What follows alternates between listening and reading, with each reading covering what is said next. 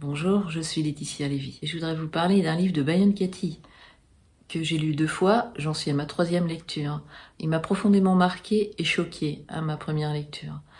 Ça m'a complètement bouleversée, voire transformée. Ce livre s'appelle « J'ai besoin que tu m'aimes, est-ce vrai ?»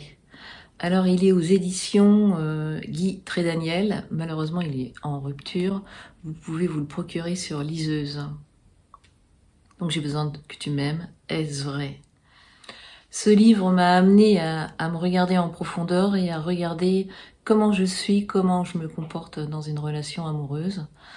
Ça demande donc d'aller à des endroits que j'appelle et que j'estime courageux, qui demandent beaucoup d'honnêteté envers soi.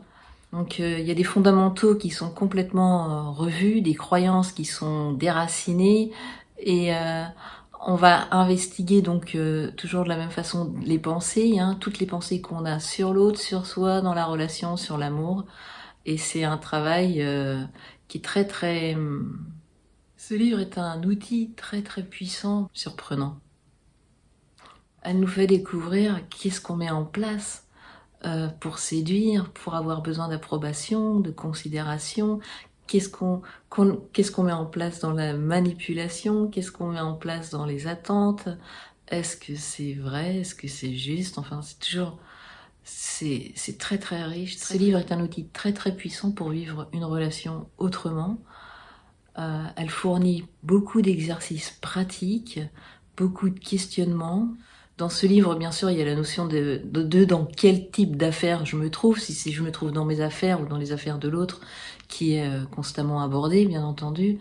Donc elle nous renvoie à ce qui m'appartient et ce qui appartient à l'autre. Elle nous renvoie à notre propre responsabilité, à comment je pense, à comment je m'estime, à comment je me considère et qu'est-ce que je projette, qu'est-ce que j'imagine, qu'est-ce que je pense, et tout par des outils pratiques dans ce livre et par beaucoup d'exemples aussi, c'est investigué. À travers ce livre, donc, elle aborde plusieurs thématiques.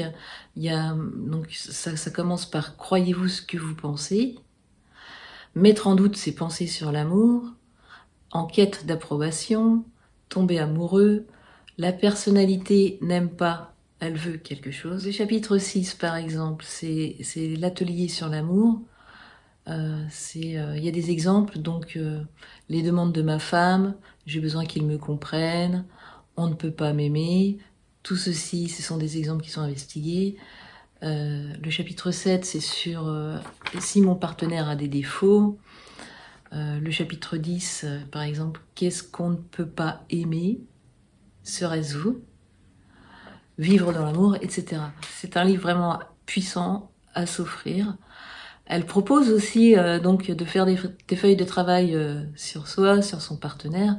Et le summum, c'est que les 2 partenaires se lisent les feuilles de travail et ils travaillent ensemble. Et ça crée un lien très profond. Voilà, je voulais vous partager ce livre qui est extrêmement puissant de Byron Katie au travers de cette newsletter pour l'association du travail de Byron Katie en francophonie. Merci.